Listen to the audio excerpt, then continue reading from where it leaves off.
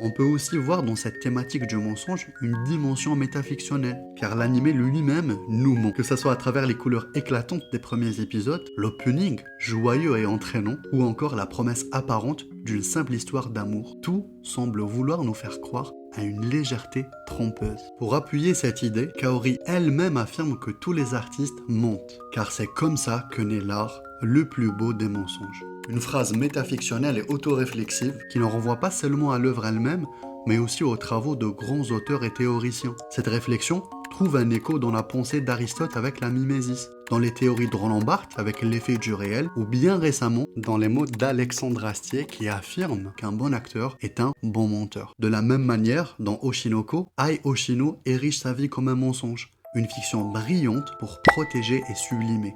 L'une cache sa maladie, l'autre dissimule son identité de mère pour ne pas briser l'idéal qu'elle veut offrir à ses enfants. Elle monte pour rendre la vie plus belle.